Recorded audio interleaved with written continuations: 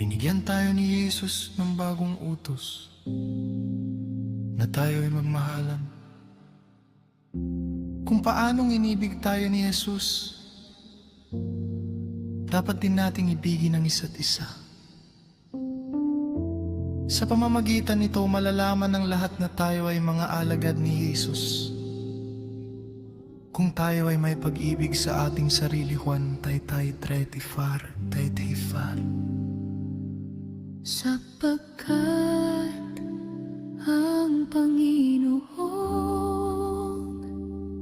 Diyos na si Jehovah ay nagmamahal sa lahat ng tao.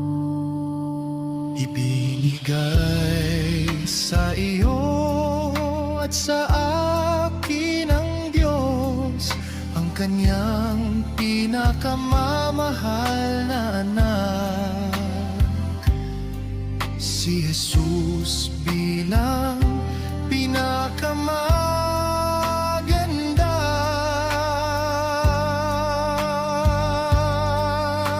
Regalo na matatanggap ng sino man, ang regalo ng buhay na walang hanggan.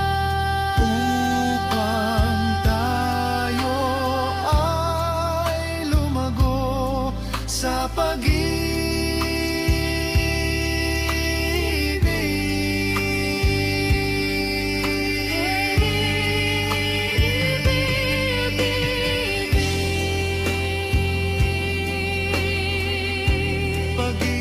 sa isa't isa.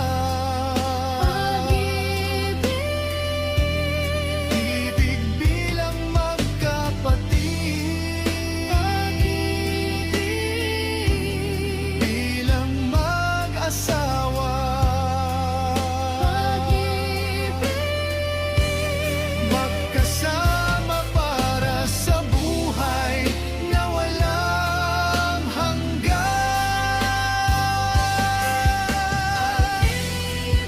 Bilang isang taong nabubuhay para kay Jehovah at kay Jesus.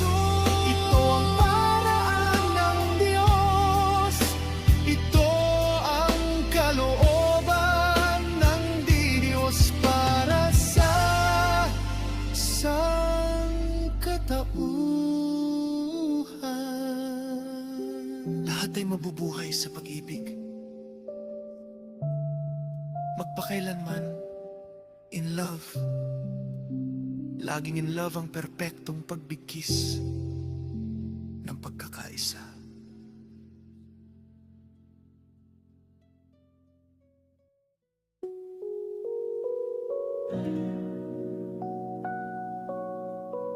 Binigyan tayo ni Jesus ng bagong utos na tayo ay magmahalan. Kung paanong inibig tayo ni Jesus, dapat din nating ibigin ang isa't isa. Sa pamamagitan nito, malalaman ng lahat na tayo ay mga alagad ni Jesus. Kung tayo ay may pag-ibig sa ating sarili, Juan Tretrifa, sapagkat ang Panginoong Diyos na si Jehovah ay nagmamahal sa lahat ng tao. Ibinigay sa'yo at sa akin ng Diyos ang kanyang pinakamamahal na anak, si Jesus bilang pinakamaganda. Regalo na matatanggap ng sino man, ang regalo ng buhay na walang hanggan, upang tayo ay lumago sa pag-ibig. pag-ibig.